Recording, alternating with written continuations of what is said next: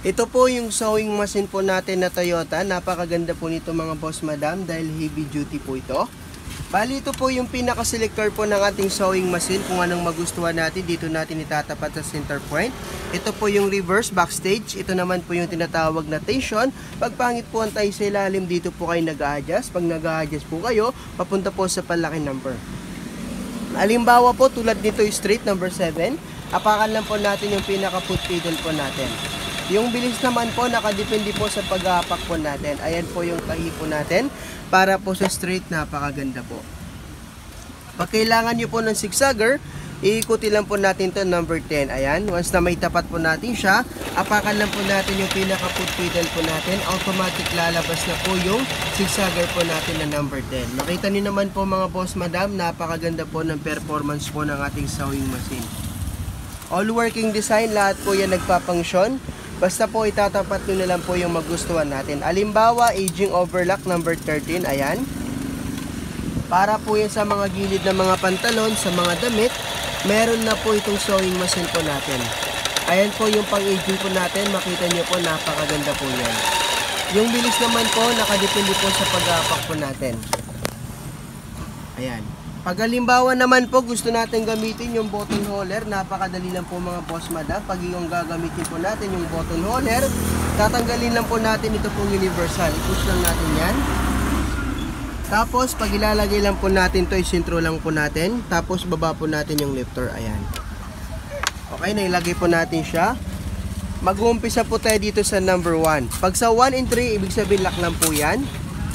Tapos 2. Yung laki po ng button hole, nakadepende po sa gumagamit.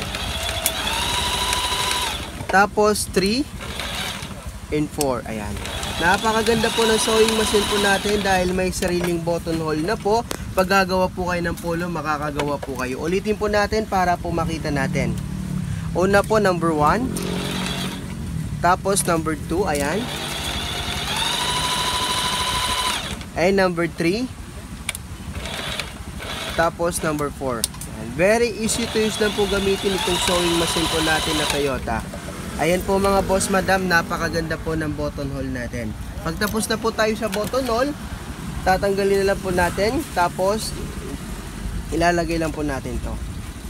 Ayan. Pag maglalagay naman po kayo ng thread, napaka basic lang. Pag yung sinulid nyo po, kahit 10 sa dalawa, ilalagay nyo dyan. Pero ito po 10 lang po ito, lalagay lang natin. Tapos una, number 1, dito po 1. Dito po 1, 2, tension adjustment. 3, U-turn lang natin pataas. And number 4, dito po sa teacup, isabit lang po natin dyan. Ayan, ang pagsabit po papunta sa right side, ang labas sa left side, tapos dire-diretso po pababa.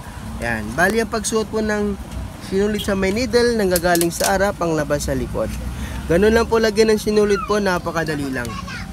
And dito naman sa may extension, pag tatanggalin lang natin to, tulak natin sa left side. Matatanggal po natin yung bobbin case. Tapos dito po tayo mag-refill. Ilalagay lang po natin dito. I-ball natin yung refill natin dyan. Tulak natin pa kanan. Awakan lang natin ito ng left side. Tapos ito po luwagan lang natin. E napakan po natin yung foot pedal. Automatic nag-refill. Pag okay na po yung puno, tulak natin sa left side. Ugutin natin. Tapos sikpitan lang po natin backward. Ayan. Okay? Tapos, pag maglalagay po tayo dito, kahit baliktaran po siya, basta may daan natin dito sa may kanal. Pag i-line po natin, napaka-smooth. Tapos, ilalagay na lang po natin. And kukunin natin yung sinulid, dikotin lang natin to isa, dalawa. Yung dalawang thread natin, lalagay lang po natin sa likod ng foot. Ipapasok natin sa foot, tapos lalagay natin sa likod. I-close na lang po natin, mananahin na po tayo.